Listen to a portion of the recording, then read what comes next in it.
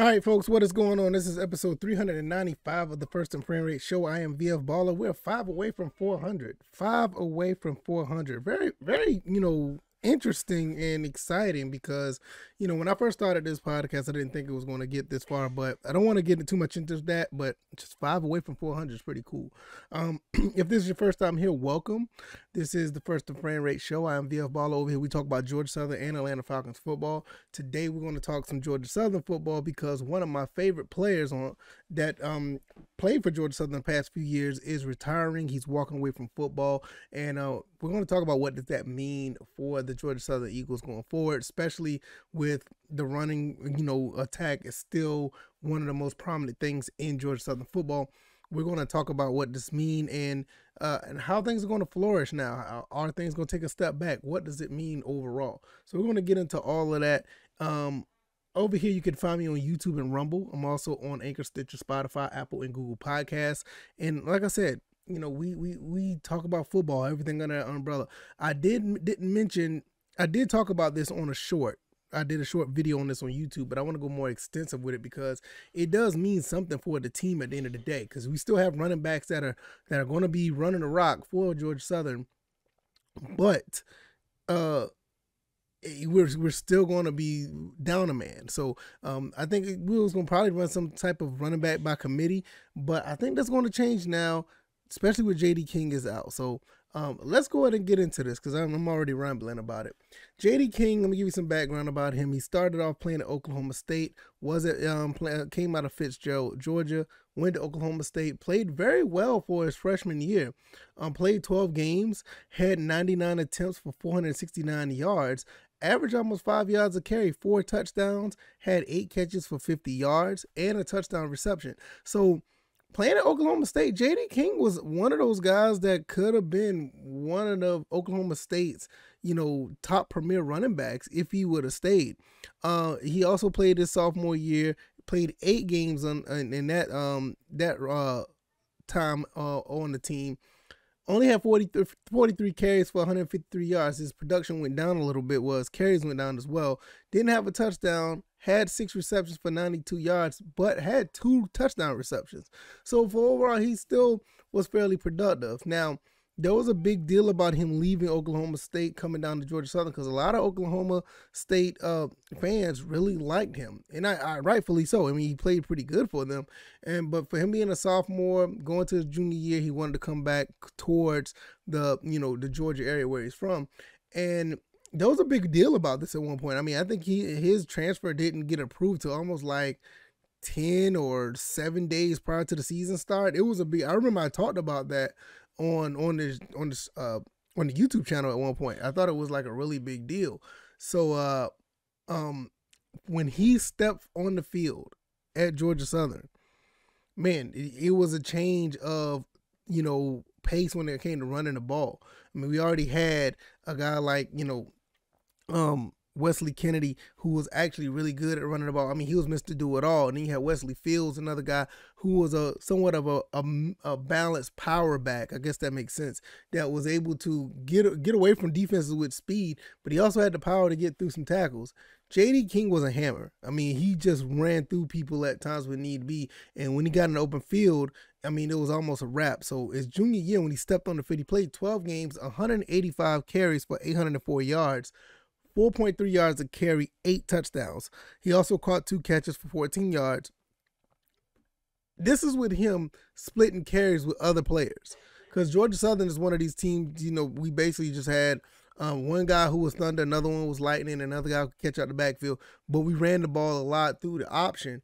And J.D. King fit very well with the team. I mean, he came in and he produced at a high level. And I think if he got a couple more touches, I mean, if he got up to the 200, 215, 200 and 215 attempts, we could have been touching close to 1,000 yards. But that was a really good productive season. 2020, he came in, played only 7 games, was on his way. I believe he was on his way to a 1,000-yard season because in the 7 games that he played, 116 carries, 625 yards, 5.4 yards a carry, 5 touchdowns, 3 receptions for 14 yards.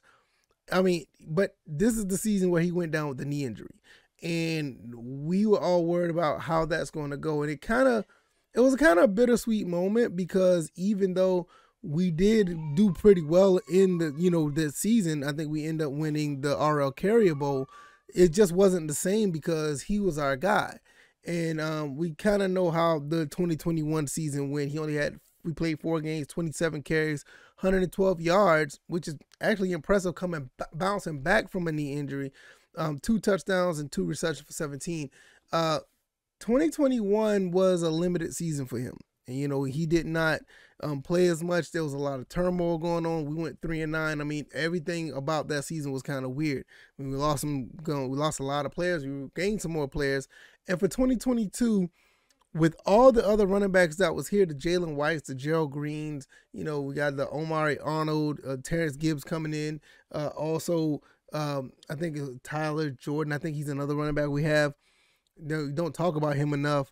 But with all that coming in, where does J.D. King fit? To be quite honest, I mean, the way it looks like, I thought it was going to be a situation we was just going to have 2 bell cows running the ball, J.D. King and Jalen White, and have Gerald Green come in every now and then on 3rd down, because that kid can run the ball. Man, Gerald Green it's amazing. But nevertheless, we'll get to his spotlight at another time. But unfortunately, this is my personal opinion. Now, I'm not going to sit here and say it's gospel, and I don't want to put this out here in a bad light, because I love J.D. King. I love what he was able to do for the team. I mean, he helped us play at a high level when needed be. But I'm not sure if he was the same after the knee injury. I mean, once the knee injury was over, I mean, he came back, he tried to play a little bit in 2021, but it just wasn't the same. It just didn't pan out the way we thought it would. And unfortunately, he ended up walking away from the game. Put a statement out on Twitter, and it was a really cool tweet that he put out, letting everybody know that he was walking away from the game. I will put that link down in the description. I'm not going to sit here and read it out loud or just read it for long, because it's a pretty good read.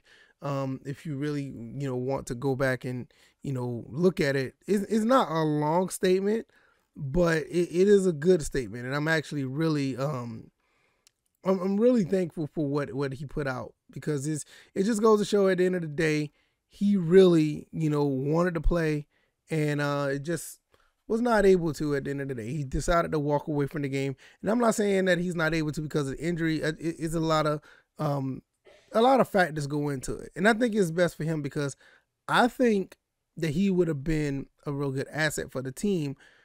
My personal assessment, I'm not saying that this is gospel, but I just feel like he wasn't the same because of the injury, and I'm not sure if he was going to be able to be back 100%. So that's just my assessment. I will take the blame if I'm wrong. I don't have a problem with that. I'm just here to give you my assessment and my opinion of things, and I'm not trying to say anything that's bad or anything of that nature, but I just want to know that for me, I felt like that's where it was for me. That's the first thing that crossed my mind when I saw that. But I think he's going to be pretty stout wherever he goes. I think he's going to make an impact wherever he goes. He's going to be great whatever he touches. J.D. King is epitome of, first class Georgia Southern man. Is what we at Georgia Southern always strive for every recruit, every player that puts on that helmet and that blue and white, go out on that field and play. We always strive for, the best in players. It's one thing I loved about Coach Chad Lunsford. I mean, there's times like this when I look at J.D. King and I think back about Coach Chad Lunsford and what he was able to bring to the table as far as good, humble, athletic, hardworking players. And it's just something that, despite how 2021 went down and which Coach Chad Lunsford end up moving on, with the whole situation, J.D. King reminds me of a time where when we were able to look at our players and we could, actually relate to them, because we felt like these guys that are on the field are no bigger than the next man that's next to them. They didn't feel that they were bigger than the game of football. We all related to them for every game that we went to everything that we, every time we saw them on, anytime through social media. None of these guys felt like they were bigger than the program. They just never felt like, and when it got to the point where it started to feel like that, that's when things fell apart. But I don't really want to talk about like that, the early 2021 season. When you go back and you look at the 2-10 turnaround to 10-3 and everything that happened between that and the RL Carrier Bowl, even the Cure Bowl, we didn't win the Cure Bowl. But when you look at us, the Camellia Bowl victory, the time we beat Appalachia State at Boone, North Carolina, the blowouts that we had when we beat up on Georgia State, and when we also, end up winning the RL Carrier Bowl, the Camellia Bowl was just fantastic. And then turn back around, we win another bowl game. It's just all that right there was just a really good time. And J.D. King was one of those, was a part of that moment. Even when it was such big news when he got the transfer approved. It was a really big deal. It was like a celebration that, hey, one of our guys is coming home from Fitzgerald, Georgia. He's coming home to play in the state that he wants to play football in. And we made it a big deal because now we have one of our guys and he's going to help play the game at a high level. And that's what he did. He made it happen. He helped us tremendously. And not only like I said, with him, it just reminds me of a good time. Like, we have Coach Clay Helton now, but when you look at a guy like Chad Lunsford, or when you look at J.D. King, you think of Chad Lunsford, the good times that we had here at Georgia Southern. It was a great time at the end of the day. It was a really good moment. I mean, those first few weeks of 2021 does not define everything that happened during that coaching, era. But I feel J.D. King, not only with him, playing at a high level, but his story of him coming from Oklahoma State to Georgia Southern is a part of that whole situation from late 2017 to the end of, or the first part of 2021. It's not one of our shining moments at Georgia Southern because I've been around since the 80s, and I remember, I've been watching Georgia Southern for so long. I remember, the national championships at the FCS level, the 1AA level. I remember, the blowouts that we had at Savannah State, or beating up on Appalachia State, going back and forth with them, or, all the great games we had. And it's, I remember those good times. But that time, the 2017, late 2017, early 2021, it was a special time at the end of the day. And I don't think Coach Chad Lunsford didn't get enough credit, like real credit, for what he's done for the program. A lot of people look at Coach Lunsford for the man that he is, and he's a great man. He's built up a lot of great players that walked through that door of being an Eagle. But those few years he was here, I think he did a pretty good job overall. And like I said, J.D. King is just a part of that story, because when you look at what J.D. King was able to do from coming from Oklahoma State and helping this team, be respected in some ways, it's like I said, it's all about that. So when you do think about J.D. King, think of all the good times that we had when we, beat up on our rivals, when he ran the football like he was a man possessed, when he was able to, put things in, to lock a game down with this running game, and we end up crowning that king every time he made a touchdown. It was a good time. So now, before I close, I'll say this: where do we go from here? Now we got 4 running backs. We have 4 running backs for Georgia Southern that all of them could be running back number 1 if need be. Jalen White. You also have Gerald Green, which right now I just seen on Georgia Southern Football's Twitter that these 2 guys are going to be on the Doak Walker watch list. Don't be surprised. These guys can play some ball. These guys could run the rock, both of them. I watched them. Then you got the other two guys. I just made an episode about them, Omari Arnold and Terrence Gibbs. What are they going to do? Are they going to get some time at the, once, it's garbage time, we're going to put those guys out there to run the clock out? Or are they going to, surprise a lot of people and be too good to keep on the sideline? I mean, you just never know. Especially with a new coach with Kelly Helton. We don't know if it's going to be traditional seniority or is it going to be, hey, the best man is going to be out there playing.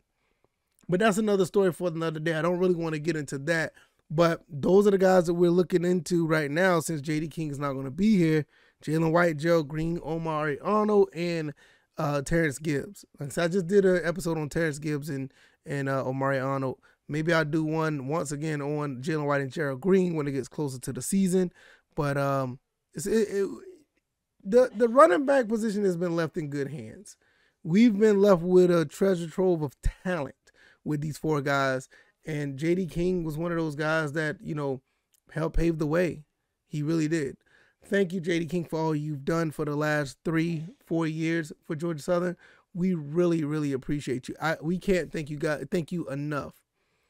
Can't thank you enough for all the contributions you've done on and off the field. And I know you'll continue to contribute in whatever way you can to help us continue to be a decent program. If you like this commentary, hit the like button, share this podcast, subscribe to the channel if you haven't already. It's episode 395. We're 5 away from 400. I'm also on YouTube and Rumble. I can be found on the podcast avenues, Anchor, Stitcher, Spotify, Apple, and Google Podcasts. We talked about J.D. King today, and I think, with him retiring, I mean, his career has been cut a little short. I gave you my reasons why.